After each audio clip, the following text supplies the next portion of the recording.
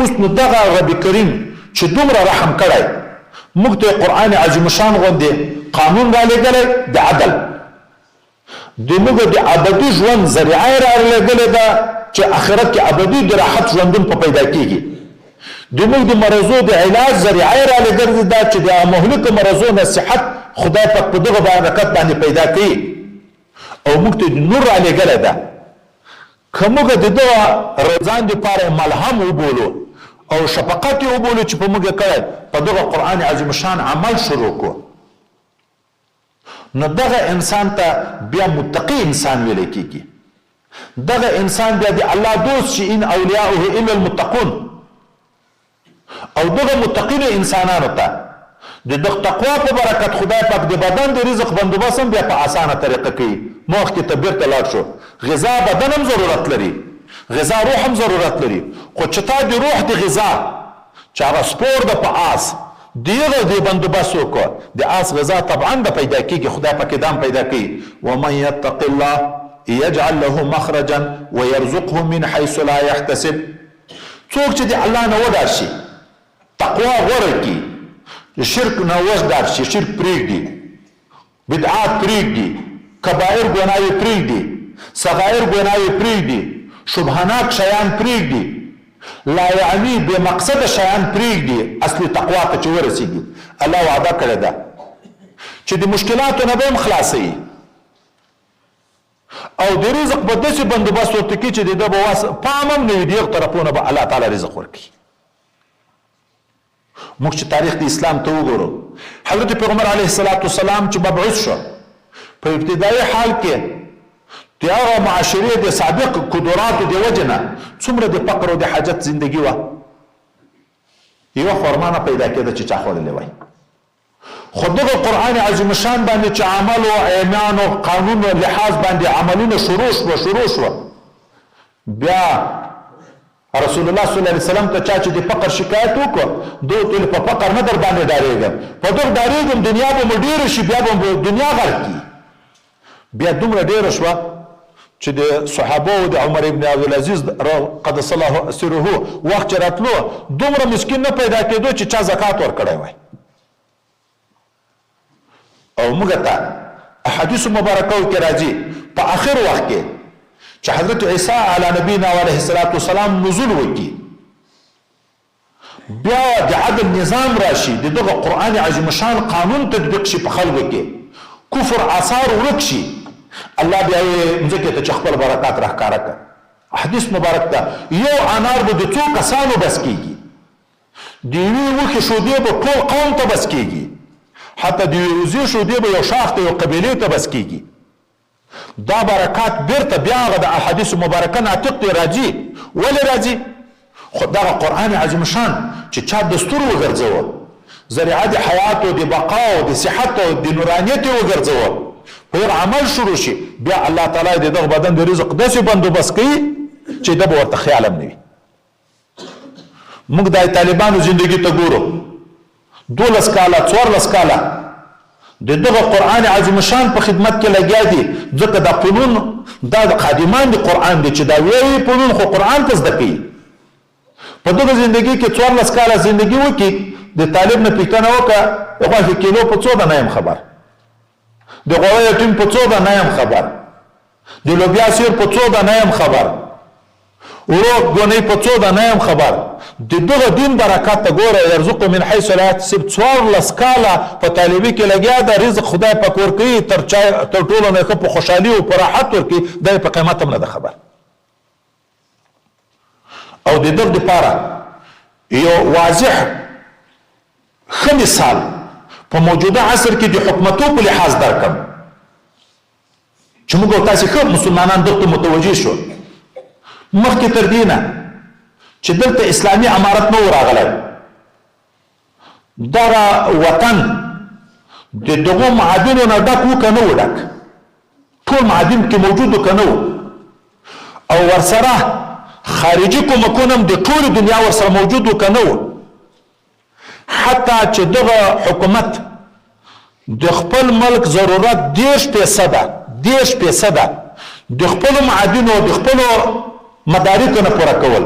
او یا فیصده ضروریات د خارج نو خلقو کومکونه ورسره کول. خدا چې دغه خلقو دغه قرآني قانون باندې عمل نه کوه، دغه خلقو د ځان د مرض علاج په دغه قرآن عظیم شان نه کوه، دغه خلقو د خپل ابدي بقا سوچ دغه قرآن عظیم شان نه کوه، دغه خلقو په دغه رڼا او نور د قرآن باندې ګټه نه اخیسته. دا نه چې موږ ته وطن نه کو جوړ، بلکې وطن پورول راته پرېښی. دوی وتښتېده، هغه باداران یې لاړه وتښتېده، وطن مقروض پاتې شو، مقروض پاتې شو. نن الحمدلله سره له دې نه چې د دنیا یو روپۍ کومک نشته، رسمیت نشته، خو د هغه باوجود زړې قرضې موږ پرې کړې. تاسو به اورېدلي یا بله ورځ د 4 ملکونو قرضې چې په موږ باندې پاتې وې د هغه زړې ادارې الحمدلله په د خپلو وسایلو باندې الله تعالی هغه قرضونه ټول پرې کړه. د خپل ملک دا 100% چې یو 10% خپل پوره کول او یا 10% نورو پوره کول، د خپل ملک دا 100% ضرورت الحمدلله د موږ د خپلو مدارکو نه پوره کیږي. دا څه وجه ده؟ دا خلک باید په دغه سر خلاص کړي. دغه وجه دا ده چې د اسلامي نظام سرپرستی د حق علماو په لاس کې ده. دوی روحانیت ته ترجیح ورکړي تر مادیت نه. مادیت خدای په خپل تابع کړی. واچ سړی اخلي په 3 لکه د چی شي لپاره اخلي، د شودو لپاره، خو خشایه خپل ګټه ده کنه ده، که خشایه نه کوي چې د شودو په نیت اخلي خشایه خپل پیدا کیږي. خدا به بیا کوي انسان چې 3 لکه باندې غوا د خشایه لپاره اخلي. او دغه روحانیت زه یو عجب مثالونه درکم چې دا خلق په دغه پوه شي. موږ مشران او کشران ټول دغه متوجه شي چې دا برکت دغه ده. الحمدلله د اسلامي نظام پر اتک باندې غټه روحاني کارنامې زه څو درته ذکر کوم. اول وزارت د امر بالمعروف او نهي عن المنکر په دغه حکومت کې دغه قانون عملی کول چې دا قرآن عملی شي په خلکو باندې. قرآن خو اوامر او نواهی ورسته به څه ذکر کوم. په دغه ډک ده د دغه لپاره یو مستقل وزارت قائم کړي او یو خواري شروع کړي. په اول کال باندې چې زه راغلم د ترجمې لپاره په قصر کې ما ترجمه کوله، بیا مې په د مابین د ترجمې کې قدر راغله. نو پنځشنبه په ورځ چې زه کور ته راتلم یا مې والده شریف مریض او هسپتال ته به ورتلم،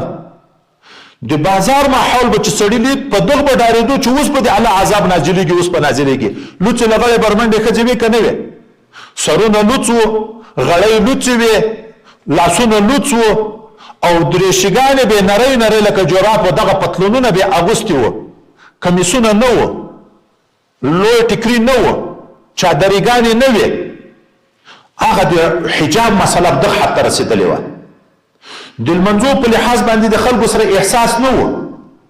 دا بازار کې جماعتونه اوس هم کم دي. الله تعالی د امارت قوي کې چې لږ جماعتونه ډېر جوړ کړي. لرې دي د لرېواله د جماعت وجه نه هم خلکو باندې دعوه جامع المنستر پاتې لمونځونه هم پاتې. دغه امر بالمعروف و نهي عن المنکر وزارت کوشش شروع کړ. هلته د ښځو د حجاب په لحاظ الحمدلله یو 80% کار شوی. دا 40% چې د مخ لوڅوالی د لاس لوڅوالی الله د دغه خلکو ته دا ښځو ته هم زړه ته خپل عزت وروغورځي چې د خپل عزت خوندي کړي. دا خلکو ته هم خدای دغه وروغورځي چې د خپل ناموس د عزت لحاظ ورسره وساتي. ځکه دغه قانون الهي چې قرآن عظیم شان ده حکم دا کړی د وقرن فی بیوتکن. اول دا چې بې ضرورته به د باندې بیخي نه وځي،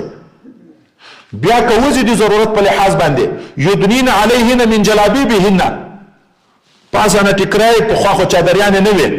ټیکرای راټیټ که تر وریځو او دلته په پزه باندې ټیکرای راتاو که صرف یوې سترګې لوڅوالي اجازه شته په شریعت کې. چې دا هم خدای پاک عملي کې بیا به نور برکاتونه انشاءالله ووینو. او د امر بالمعروف والا ملګري ویلې چې تقریبا په د اکثرو مارکیټو پلازو کې چې جمعتو د لمنځو بندوبست نه و، ورغلو د مالکانو ته خواست و زارۍ وکړې په زور نه، ترغیب مو ورکړه د ثواب چې مثلا دومره ډالر د دنیا ګټې خدای یو منزل کې د لمانځه دپاره ځای جوړ کړ د آخرت ګټه هم وکړه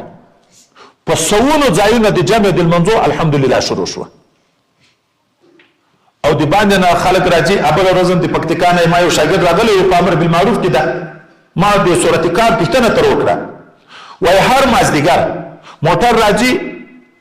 دغه د امر بالمعروف علما اخلي په جماعتو یې تقسیموي د ښرنې ښار شاوخوا 600 جماعتونه دي په دغه طرف تقسیم کې ماښام بیانونه ده چې په ټولو جماعتو کې کیږي بیا د بل طرف بیا بل چې اتیا سل جماعت خلاص شي بیا یو اجتماع ورته جوړ کړو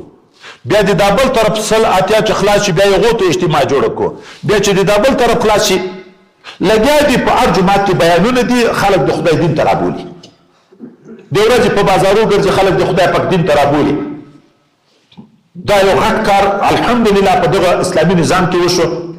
او رب کریم واتقوا فتنه لا تصيبن الذين ظلموا منكم خاصه اے مسلمانانو دیغه ګناه نه ځان وساتئ چې دیغه عذاب صرف ګناګار ته نه د بیا ټول ملت ته ده هغه مفسرین وی چې په کوم ملک کې ګناوي کیږي او د وخت حکومت دیغه د مخنیوي طاقت لري او مخ نه نیسي بیا عام عذابونه خدای پاک په ټول ملت راولي لکه قحطي لکه زلزلې لکه سیلابونه د غټ غټ عذابونه د دغه وجه نه کیږي چې ګناوي کیږي څوک د ګناو مخنیوي نه کوي دا د ټول ملت لپاره شفقت ده ټول ملت بچ کیږي په دغه سلسله لګیا ده د دعوت او ارشاد په هر ځای کې شعبه د خلک د خدای دین ته د مامورین دي مګم خو دغه وطن بچان دي دغه ملت خلک دي جهنم ته تله دغه په برکت باندې الله را بچ کړي په پوهنتونونو کې دا حالاتو چې دنیوي تعلیمات وو خو د دې د عقیده د دې د اخلاقو د دې د اعمالو سوچ نو دي چا سره چې عقیده روغ شي ابدي جهنم نه خلاص شي اخلاق او اعمال روغ شي د قبر د عذاب او د آخرت د عذاب نه خلاص شي اوس الحمدلله پانتونونو ته شیخان ورځي بیانونه ورته کوي او اوس بالفعل دستي عالی تحصیلات وزارت 15 ورځې سیمینار د غټو پانتونو هغه ممتاز الکان دا راجمع کړي دي په 2-3 ځایو کې علما او مقرر دي روزانه ورځي د عقاید او د سیرت او د اخلاق او د اعمال او دغه ټولو بیانونه ورته کوي دریم مدارس دي د اسلامي امارت راتک سره څلور د ولایتونو دي په یو دایکندي کې تر سنه او آینده کال کې به ان شاء الله تم شروع شي په هر ولایت کې د امیر المؤمنین صاحب حفظه الله په فرمان باندې یو وزر کسیزه مدرسه مقرره کړه رسمي کړه چې د استادانو تنخواه د طالبانو اعاشه ټول 2-3 کسان صرف د خدای د دین لپاره تربیه کیږي ټول ضرورت دی او اوس الحمدلله ولید د ټول ولسوالۍ لپاره یو مدرسه منظور کړه امیر المؤمنین صاحب حفظه الله چې دا په ټول ولسوالۍ کې یو د جهادي مدرسه رسمي د حکومت طرف نه دام شروع کیږي او مزید دغه مدرسو ته چې عنوان د رسمیت نه لري لکه د موږ مدرسې او د نور دغه ته 1 لک بستونه مقرر کړه چې د استادانو تنخواه په قدر د کفایت او د ضرورت دغه مدرسو ته ورکي دا چې د خدای د دین لپاره په لکونو انسانانو ته د اسیر د جهادي مدرسو نه سکاله 3000 کسان علما فارغ شو د ټولو مدرسو نه چې غیر رسمي دي هغه خو ډېرې دي تر دا رسمي ونه نو امید ده چې په زرګونو انسانان فارغ شوي او بیا هم فارغ کیږي الحمدلله او دغسې د دغه وخت په تقاضا باندې دا 3 روژې چې موږ لیدلي د ترجمو بندوبستونه دي په اول کال چې موږ راغوښتي وو 115 ځایه رسمي ترجمې د حکومت د اوقافو د طرف نه 115 ځایه ترجمې شروع شوې په دوم کال باندې تیر کال 200 ځای ته ورسېده سکه بل ورځ د اوقافو کې الته د ثاقب صاحب د زوی د ستربندي و موږ ورغلي وو د معین ما پوښتنه وکړه 280 ځایه سرکاري ادارو او نظامی ځایو کې ترجمه شروع شوه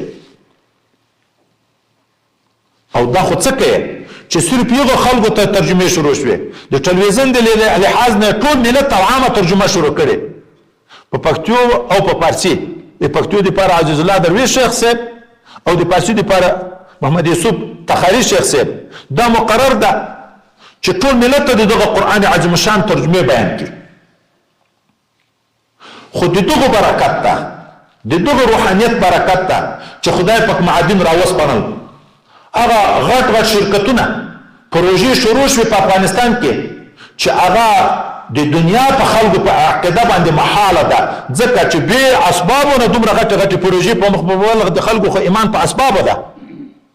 خو دا دغه روحانیت برکت ده چې دغه اسلامي نظام کې د روحانیت او دغه قرآن د لپاره خدمت شروع ده. الحمدلله الله تعالی ومن يتق الله يجعل له مخرجا مخرجا هم پیدا کړو د کورونه هم خلاص کړو او رزق دغه طرفونه شروع د معادن وزارت کې او وزیر صاحب سره موږ یو لیده وای په مخ کې وختو کې د کال د ټول افغانستان د معادنو آمدن تقریبا 600 میلیون افغانۍ و. اوس د کال 14 میلیارده او تر دغه باندې 200 میلیونه باندې دا د کال آمدن دغه معادنو ده. دغه ملک ده دا معادن خو نوی نه دي پیدا شوي دغه غټو غټو پروژو دغه تصویب 48 کاله مخکې د داود خان په وختو کې شوی و. خو خدای نعمت تعال دغه وعده ده چې اول د خدای نه وډا شي بیا به د لارې خلاصېږي. د تقوا لحاظ نه و لارې نه خلاصېدې. نن چې الحمدلله دغه طرف ته قدم شروع ده خدای پاک په نور لارې راخلاصي. خو د ما خواسته ټول ملت ته که دای موږ اواز چاته ورسېږي چې هغه پښتانه وي د یوه لاس تک نه خېجي چې دوه لاسونه نه یې نه خېجي دا چې امارت اسلامي خو لګیا ده وزارتونه مقرر کړو ریاستونه مقرر کړو ترجمې مقرر کړې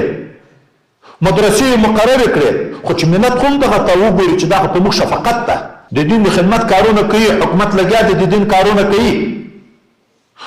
خلکو ته دنیوي وسایل برابروي پروژې شروع دي. خو الله تعالی خو د ټولو خالق ده الله تعالی خو د ټولو مالک ده. د قرآن عظیم شان خو الله تعالی د ټولو دنیا د لپاره قانون د عدل را لېږلی ده د رحمت را لېږلی ده د علاج را لېږلی د نورانیت را لېږلی. خو چې خلک هم دغه وګورو چې دا د الله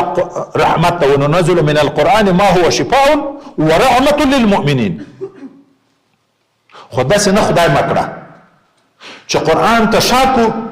دین تشاکو بیا به عذابونه یې ځکه دغه آیات کې وننزل من القرآن ما هو شفاء ورحمة للمؤمنين خو ولا يزيد الظالمين الا خساره. د مسلمان لپاره رحمت ده خو د ظالمانو لپاره سبب د هلاکت چې هغه په تباہ کیږي. د تباہی نه باید ځان بچ کو او د عظیم فرصت ده. ګورې دغه موږ ترجمه کدی دغه اسلامي نظام برکت نه وای دا دارالحدیث مبارک جوړ و خو زه په هجرت کې اوسېدم د خپل دارالحدیث ته نشوی راتلی خپل مدرسې نقشه مو نه ده لیدلې نو عبادت خو مو خود نشوی پکې کړی درس خو مو خود نشوی پکې کړی. دا که د حکومت رسمي مدرسې نه دي خو دا ټول ملت مدرسې باید ځان رسمي وبولي. موږ د دغه حکومت تر حمایت او تر دغه چترۍ لاندې دا خدمت کوو.